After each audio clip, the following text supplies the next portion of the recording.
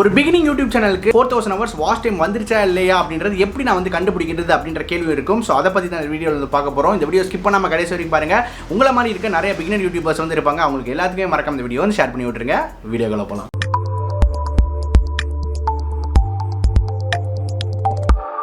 இப்போதான் சேனலில் நீங்கள் ஃபஸ்ட் டைம் பார்க்குறீங்க அப்படின்னா என்னோட பேர் கௌதம். வீடியோ நீங்கள் தொடர்ந்து பார்க்கறதுக்கு முன்னாடி கீழே லைக் பட்டன் தெரியும், மறக்காம தட்டி விட்டுருங்க. அடுத்தடுத்த வீடியோக்கள் பண்ணுறது ரொம்ப மோட்டிவேஷனாக இருக்கும். இன்ஸ்டாகிராமில் நீங்கள் இன்னும் ஃபாலோ பண்ணாமல் இருந்தீங்கன்னா மறக்காம அங்கேயும் வந்து ஃபாலோ பண்ணிக்கோங்க. உங்கள் சேனல் மானிட்டைஸ் ஆகிறதுக்கு இன்னும் எவ்வளோ ஹவர்ஸ் வாட்ச் டைம் தேவைப்படுது அப்படின்றத கீழே இருக்க கமெண்ட் செக்ஷன் சொல்லுங்கள். கண்டிப்பாக பார்த்து தெரிஞ்சுக்கிறேன். நிறைய யூடியூப் பிகினர்ஸ்க்கு இருக்கக்கூடிய ஒரு பெரிய கேள்வி அப்படி என்னன்னு கேட்டிங்கன்னா, ப்ரோ என்னோட அனலிட்டிக்ஸில் ஒரு வாட்ச் ஹவர்ஸ் வந்து காட்டுறாங்க, மானிட்டைசேஷன் டேப்பில் ஒரு வேல்யூ அங்கே வேறு மாதிரி இருக்குது, இதில் நான் எந்த இதை வந்து ஒரிஜினல் வாட்ச் ஹவர்ஸ் எது வந்து 4000 hours வாட்ச் டைம் வந்து வரணும் அப்படின்ற கேள்வி நிறைய பிகினர்ஸ்க்கு வந்து இருக்கு.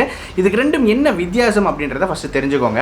உங்க அனலிட்டிக்ஸ்ல வந்து பாத்தீங்க அப்படின்னா ஒரு வாட்ச் டைம் வந்து கொடுப்பாங்க. அதை வந்து லாஸ்ட் 365 டேஸ் செட் பண்ணிக்கோங்க. அங்க என்ன வாட்ச் ஹவர்ஸ் இருக்குன்றத பாருங்க. அதே போல உங்க மானிட்டைசேஷன் பேஜ்ல ஒரு வேல்யூ வந்து காட்டுவாங்க.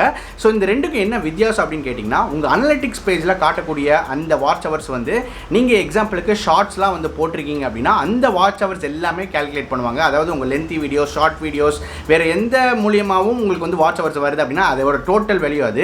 பட் உங்களுக்கு மானிட்டைசேஷனுக்கு வந்து பார்த்தீங்க அப்படின்னா ஷார்ட்ஸோடைய வாட்ச் டைம் வந்து எடுத்துக்க மாட்டாங்க. ஓகேங்களா? ஒன்லி உங்களோட லாங் வீடியோஸ்லேருந்து வரக்கூடிய அந்த ஜென்யூன் வியூஸோடைய அந்த வாட்ச் டைமை மட்டும்தான் எடுத்துக்குவாங்க. அதுதான் வந்து பார்த்தீங்க அப்படின்னா மானிட்டைசேஷன் டேப்பில் உங்களுக்கு வாட்ச் டைம் வந்து கொடுத்துருப்பாங்க. ஸோ அந்த வாட்ச் டைமில் உங்களுக்கு ஷார்ட்ஸோட வாட்ச் டைம் எதுவுமே இன்க்ளூட் ஆகாது.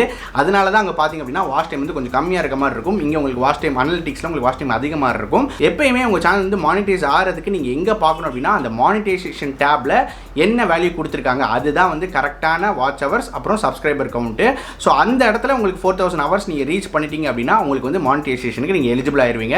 ஸோ நீங்கள் எதுவுமே பண்ண தேவையில்ல, அவங்களே ஆட்டோமேட்டிக்காக உங்களுக்கு மெயில் வந்து சென்ட் பண்ணுவாங்க. கீழே பார்த்தீங்க அப்படின்னா நோட்டிஃபை மீ அப்படின்னு சொல்லிட்டு ஒரு ஆப்ஷன் கொடுத்துருப்பாங்க. நீங்கள் 4000 hours watch time 1000 subscribers reach பண்ணிட்டீங்க, இந்த மானிட்டைசேஷனுக்கு எலிஜிபிள் ஆகிட்டீங்க அப்படின்னா அவங்களே ஆட்டோமேட்டிக்காக உங்களுக்கு வந்து மெயில் வந்து பண்ணுவாங்க. அந்த ஆப்ஷனை நீங்கள் வந்து எனேபிள் பண்ணி வச்சிட்டீங்க அப்படின்னா. ஸோ அதனால் நீங்கள் வந்து பயப்படணுன்ற அவசியம் கிடையாது. இப்போ உங்களுக்கு கண்டிப்பாக தெளிவாக வந்து புரிஞ்சிருக்கும்னு நினைக்கிறேன் எந்த வாட்ச் ஹவர்ஸ் வந்து நீங்கள் பார்க்கணும் அப்படின்னு சொல்லிட்டு. இதே போல நிறைய யூடியூப் பிகினர்ஸ் வந்து இதை பார்த்து குழம்பிட்டு இருப்பாங்க. ஸோ மறக்காம அவங்களுக்கும் இந்த வீடியோ வந்து ஷேர் பண்ணி விட்டுருங்க, அவங்களுக்கும் யூஸ்ஃபுல்லாக இருக்கட்டும். மீண்டும் இதே மாதிரி ஒரு வித்தியாசமான வீடியோவில் அடுத்த வீடியோ உங்களை சந்திக்கிறேன். நன்றி, வணக்கம்.